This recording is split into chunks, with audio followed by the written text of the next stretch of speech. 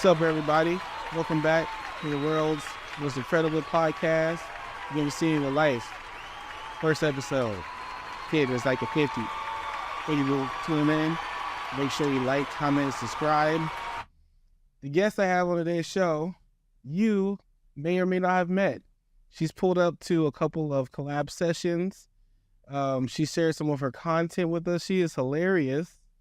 She is a snazzy dresser. I wish I could have her wardrobe is busting. And, the conversation we're going to have right now is going to be a great one. Thank you for joining us. I'm going to push the camera over to that side. Let her introduce herself. What up? What's up? I'm T-Talk Real, the local LadyFeller, y'all know. Out here just telling these jokes one time, one joke at a time. Yeah. As you know, laughter is healing. Yeah, laughter is healing. I love that. Let's just get into it. Like, how did you get the laughter is healing motto or concept?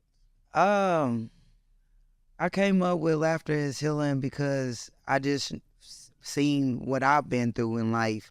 Mm-hmm. And now that I've been through it, I laugh at it because, if you stay dwelling in that, that pain or, that anger, it ain't going to get you nowhere. So, just laugh it off. Yeah, I love that. That's a great concept. I think right now the world, the way things have been happening and going, that we need more healing. We need more conversations, like real conversations, like none of that fluffy stuff. Like, what's your real question? What do you really want to know? Right. What are you confused about? What don't you understand? Yeah. Like, that's the type of shit I'll be on. I want to start with your origin story of just like who you are and where you come from. Okay. Or what brought you here today. So I come from Louisville, Kentucky. Shout out Derby weekend. Talk Derby to me, holla at me. But yeah, came from Kentucky, moved out here. I've been like a lot of other places. I just wanted to come west, see something different, try something different. As I journeyed out here, I was already doing my comedy, so I just started going harder once I moved out here. What got me started, my best friend, she pushed me. She told me go find an open mic. I found a mic, and now I can't stay off a mic. So if you got a mic for me, holla at me. Yeah. Okay, so you came out here from Louisville, Kentucky. Yes. And why you pick Arizona? Why you coming from Louisville to Arizona? What got you out here? For real, the land. It was something different. Mm-hmm. Like I said, I done traveled from New York all the way down to Florida, then lived in New York, lived in other couple of places, but just looking at what the land out here had to offer, it was something different. It was a different vibe, it was a different energy. Yeah. Okay, for sure. So what was growing up like in Louisville, Kentucky? What was that life like out here? Okay, yeah, because I know you say therapy today. That part now, but like, because a lot of people be asking, like, Kentucky, like, what's Kentucky? Yeah. So, in a nutshell, it was very racist. Not a lot of opportunities for us as Black people. So, you was a drug dealer, on drugs, and then, or you got out of the city.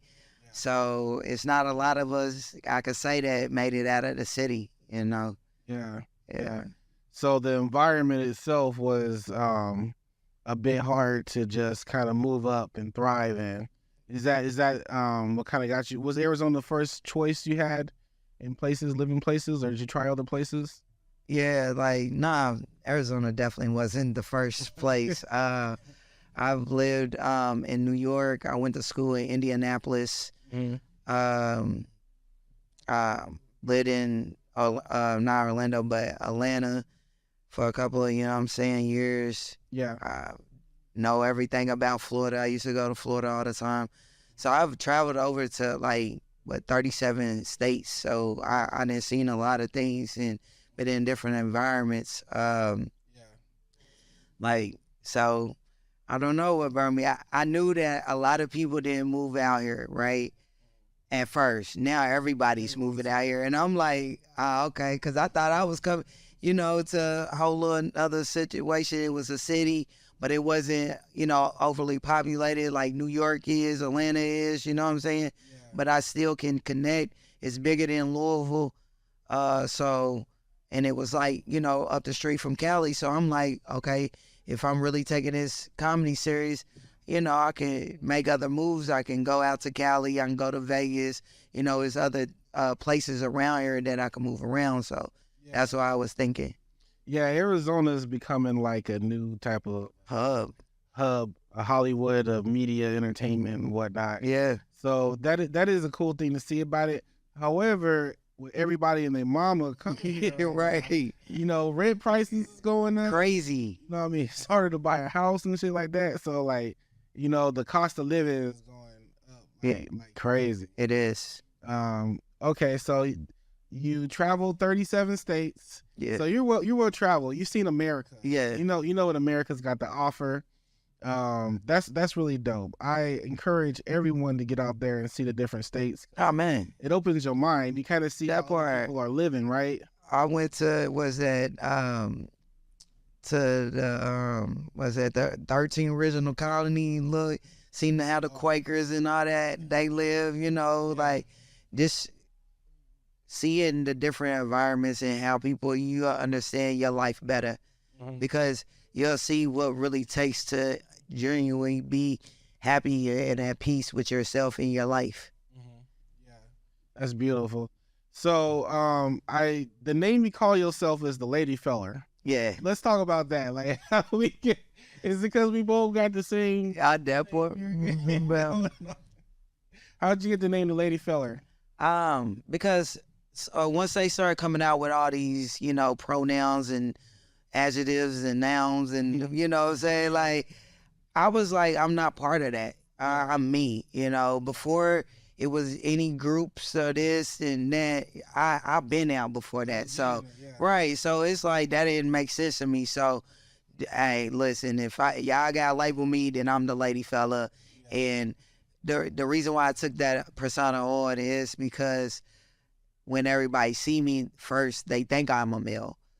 But then when they get to know who I am, they like, oh, let me open the door for her. You know what I'm saying? So, you know, I am that, like, I'm that, the homegirl that can hang with the fellas, and I'm that, you know, ladies, you know what I'm saying, that can hang, you know, the fella that can hang with the ladies, you know. Yeah. Because a lot of, like, my feminine friends, when we do go out, if somebody talking to them that they don't want to talk to, they look at me and I'll just walk up and they be like, oh, that's you? I'll be like, yeah, you know what I'm saying? Yeah. So it's a, you know what I'm saying? It's a cool, I don't know, it's just me. It's just how I roll, yeah. That's authentic. Like, I like that you're able to have fun with it, because it's kind of serious for some people if you accidentally mislabel them or call them the wrong name. Yeah. I've done it a couple times working at the colleges. Okay. You know what I mean? And, you know, I apologize. Like, hey, I did not know. But right, because sometimes you really don't, especially I roll up on you, I got chin hairs and everything, you know, and, you know, most of the times, like, you really can't tell, you know, because I have a brim on and, yeah. And then, you know, there's what people identify as, right? Yeah. Some of it's a little extreme. It is. Some of it's like, you identify as what? Like, I guess we just, you know, when does reality hit back in? We at least got to have something that, like, makes sense for language. Yes. You know what I mean? It's a tough thing that I think America's going through. Maybe the world. I don't know. It's America. Is it just America? It is, because, like, I done been to other countries. That ain't how they roll. It ain't like the poor and rich. Everybody lives harmoniously together. Yeah. It's no, you got this, I got this. No, this is what I want, so this is what I have. Yeah. If they want a big house, they can probably go get one, you know. Yeah. But it's no competition. There's no pressure to be in a status, you know. Mm-hmm. So yeah, I definitely enjoy going out of the country and seeing different ways that. They work together over there. Yeah, I've noticed that too. It's more harmonious. even the countries that have more government control, it's not necessarily a bad thing. It is. It's just that the people are all on the same page of like what to do to make the society work. Yep. You know what I mean? There are societies where it's like challenging to be yourself. Yeah. You know what I mean? So those societies need improvement. But America, it's extreme. We have extremes here. We have extreme individualism. Then we have extreme like kind of like group thing. Capitalism. Capitalism is extreme. It changes things out here. What experiences have you had around like your identity and like I guess just going through life, whether it be dating, relationships, friendships, employment? Like, have you had challenges with your identity in those areas? Of course. Of course I have. And I laugh about it. Yeah. Because it's not my ignorance, it's their ignorance, Like, for instance, like relationships. Just because I'm masculine doesn't mean that I want to be masculine. You know what I'm saying? I'm still a lady at the end of the day. Yeah. And my jobs, I see y'all won't give me the heavy work. And, you know what I'm saying? Little Jennifer over here, she got the little packages or whatever, No, I don't do heavy things either, you know what I'm saying? I go get mani pedis, I keep my nails right. Yeah. But, so when I let them know who I am, they'll ease up or they'll joke with me and everything because it's just life. But like I know is once you allow somebody to know and give them the understanding, it's their decision on how they move after that. Yeah. That's dope. And then what about dating? Has dating been challenging for you out, especially in Arizona? How's that going for you out here? Arizona's dating scene is trash. Oh, no. It is trash. Everybody is fake, and made up. Like, it's crazy. Like, everybody is trying to live this super ego. Yeah, like Hollywood. Yeah. Getting these BBLs. Y'all don't wear y'all own eyelashes. Y'all don't have edges. Like, you know what I'm saying? Y'all take off them lace fronts. Y'all looking like a little gremlin, you know what I'm saying, running around. And it's like, y'all don't even love yourself, you know what I mean? Yeah. So how could you even be ready to love a person like me? Yeah. So I'm just focused on my career. It's about to blow up. I already know. I love who I am. So, yeah. Yeah. Yo, that's the self-healing right there. Yeah. It does start with yourself. Like, how can you be good for someone else if you're not good with yourself? Yeah. So it starts with you. You gotta put in that work to get right with yourself before you go and stink up the club. That part. Woo, because, hey, just for you to say that, though, because, like, as, like I said, I'm the lady fella, and when I go to the bathroom, right, it's a whole challenge, right? Because they like, hold on, like, are you supposed to be here? And I'm like, yeah, I'll squat, you know what I'm saying? Yeah. And the male bathroom always cleaner than the female's bathroom. Really? Really. Oh, my God. Sometimes I'll walk out and just go straight to the male's bathroom like I'm the fella tonight. Sorry, I'm not going in that one. Nah, I don't know what. They had a whole little masquerade, death party. I don't know what was going on. But yeah, it'd be horrible. Some savage life. Yes. Yo, that's what I realized about these R&B singers. Working here at the studio, R&B singers be dirty as hell. You would think it's the rappers. You would think rappers was nasty, but it's these R&B singers that be like, damn. All right, so more questions about your life. You said there's pee in the pool in Arizona. Dating out here is hard. It's, yeah. Do you date women? You date women? Yeah. Date women with children? I will. You will date a woman with children? I will. Do you have children? I don't. You don't have children? No, but I didn't raise it a lot. You don't, because you was on the phone right before we started this, helping out your families. Yes, yeah. I didn't raise it a lot. Yeah. No, that's dope. That's dope. Have you ever been with a man? You ever tried a man? You ever had the experience? Yeah, I don't know. You gonna have to lay it down and just play. I have. Yeah. But it Were just you wasn't. college age, early teen? Early teen. Not early teen, but like mid-teen.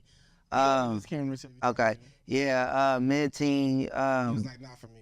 Yeah, it wasn't it. It wasn't it. I felt like I was harder than him. You know what I'm saying?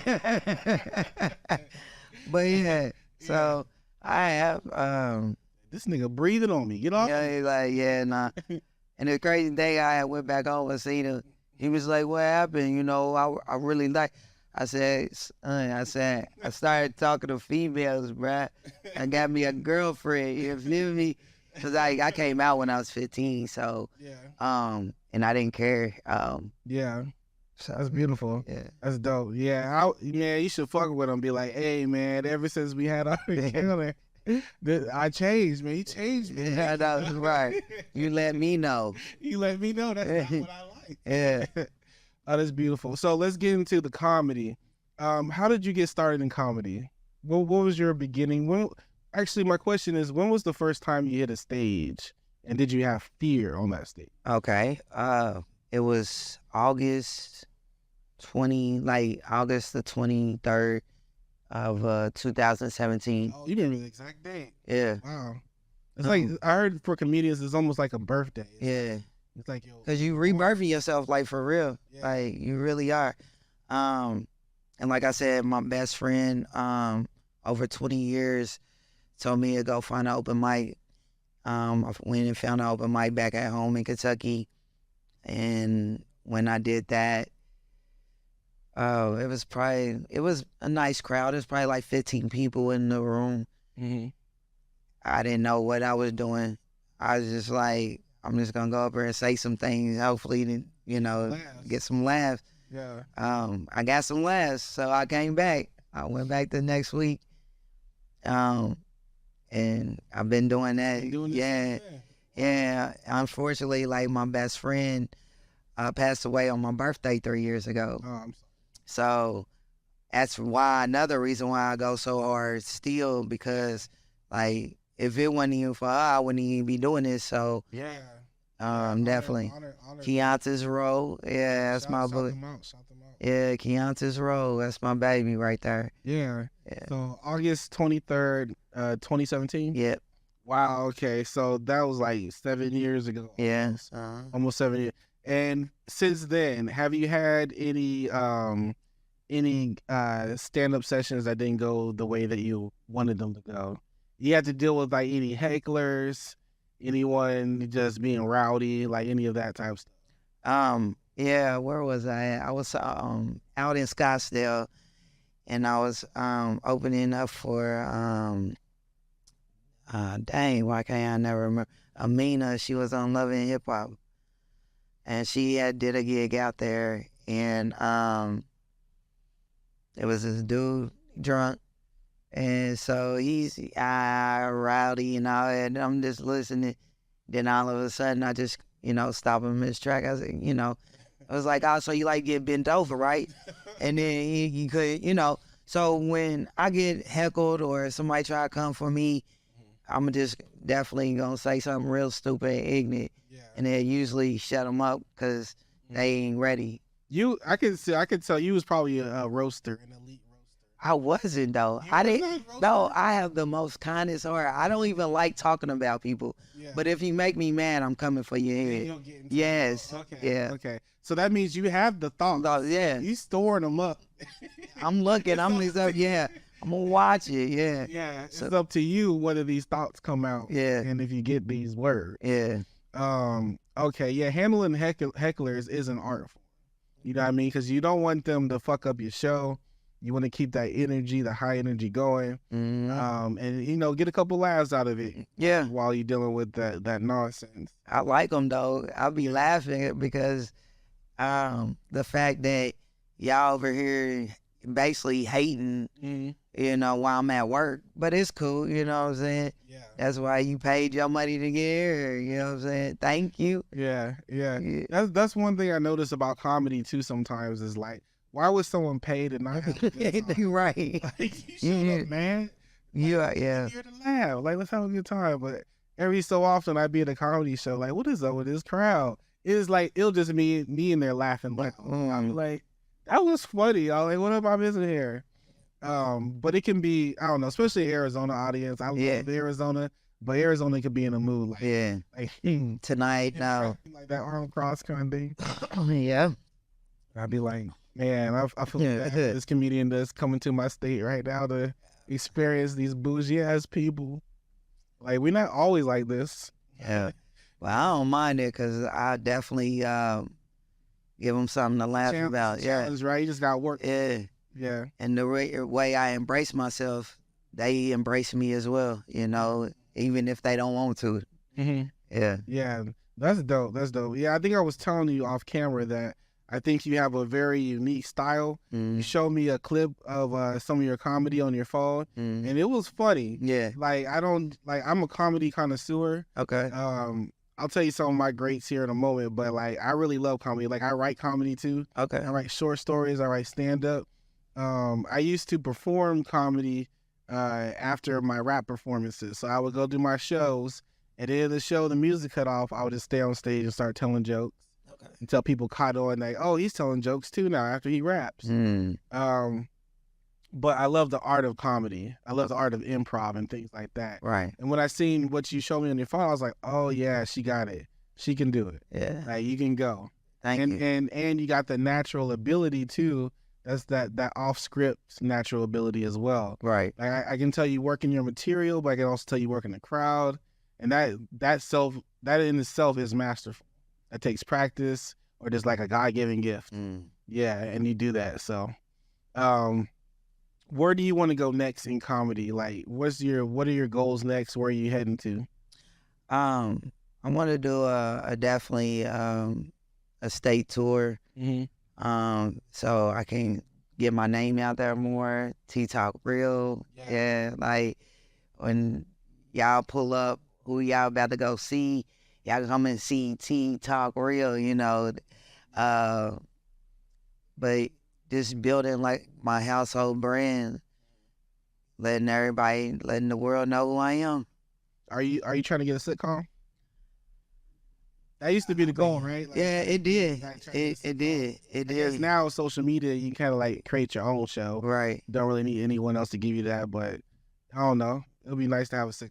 It would. I wasn't even thinking ahead like that, but because I know I got some flavor for a sitcom. You know, I could really have somebody tune in. Yeah. I think that's dope. Yeah. So you recently met one of my favorite comedians. Would you like to talk about that experience meeting Miss Haddish? Oh wow, yeah. So me and Tiffany, I'm gonna tell you, hey, you know, niggas is always late, right? I wasn't late that night, oh God, because I had bought a ticket to a show. I was the first person in line. I was like, be here, make sure I get a good seat, boom. You know what I'm saying? Got the meet and greet and everything with the ticket. Yeah. So I was like, regardless if I had got to perform where I was going to meet her, you know, it's just in my head. So I get there, I get to the show. She did an awesome job. And then, like, at the end of her show, she started going around the audience, asking the audience, do they have any questions? So I was like, well, do you give up and coming comedians a chance? And she was like, yeah. I was like, because I'm asking for myself. And she was like, well, come back tomorrow. I'll give you 5 minutes. I was like, say less, I'll be here, right? She was like, get my information from my manager, all that, you know. Yeah. So I did all that, got our information, manager, contact. He told me what time to be there. I got there 15 minutes early. 50, you hear me, right? 15 minutes early. I wasn't drunk. I went, you know what I'm saying? None of that. Like, so, you know, she was like, you gonna go on first? You know, I'm gonna give you 5. I was like, cool. So I did my 5. I killed it out. She liked it. The manager liked it. Everybody was feeling me. And so she had her security come and find me and was like, Tiffany want to know if you want to do the second show as well. I said, yes, I want to do the second show. You know what I'm saying? Yeah. So, you know, at this time, I'm like, cool. So she really is, you know what I'm saying, fucking with me, you know what I mean? So I goes in the green room, like we chilling, we talking. She same person she is on, like she is just as genuine. Yeah, cool, awesome person. And yeah, that's how it went. Amazing. Yeah, it is amazing. It sounds like you like manifested that. Yeah. Like you had to do the work to get there on time, Mm-hmm. and not be high and not be drunk and not like mess up your set. You know what I mean? Like whatever external factors you had to have under control. Yeah. And deliver it. But then you ultimately thought about the vision that you wanted to obtain, what you wanted to accomplish, and you did that shit. Yeah. I love hearing stories like that. People start off like thinking something in their mind.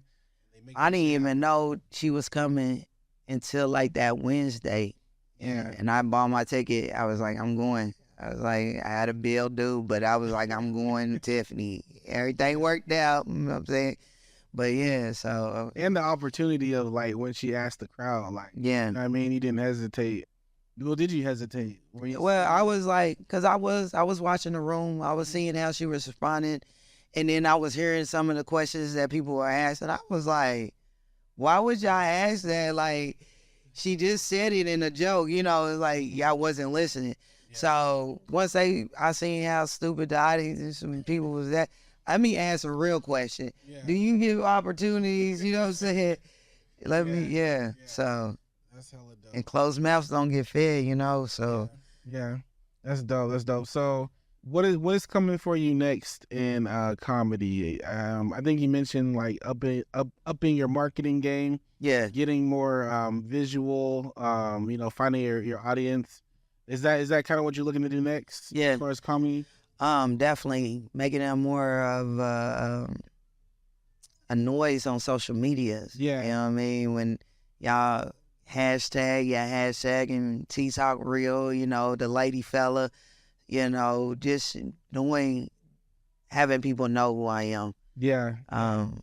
So. That's dope. Yeah, I definitely want to lock in with you there on creating content, creating these skits, visuals, podcasting, like whatever we got to do.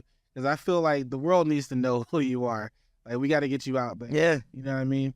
So I really appreciate you tapping in with us. You did the Spotlight interview today. Yeah. So I look forward to sharing that, helping people get to know who you are, where you come from, your goals and things like that. Man, I really appreciate you coming in and doing this interview. I appreciate the opportunity. Let people know where they can find you on social media and how they can connect with you. Okay. So I'm building my social up. So, but you can find me on Instagram, T_Talk Real. So, and then on Facebook, Tia Bowden. And then also I got YouTube, which is it's gonna have some more stuff. I got a little bit of content on there, but yeah, go ahead and, look me up, subscribe, follow me, all that good stuff, what y'all be saying, highlight the thing, whatever. Yeah, I'm coming though. Trust me. Once I figure it out, it's a wrap. It's a wrap. Yo, y'all seen it here first. Thank you for watching today's episode. Make sure you follow on social media. Okay? Up and coming comedian, traveling, touring. Make sure you break her. Be out here. Wow, to get married. Hey, everybody. Thank you for watching the podcast. Make sure you like, comment, and subscribe, and come back for more episodes.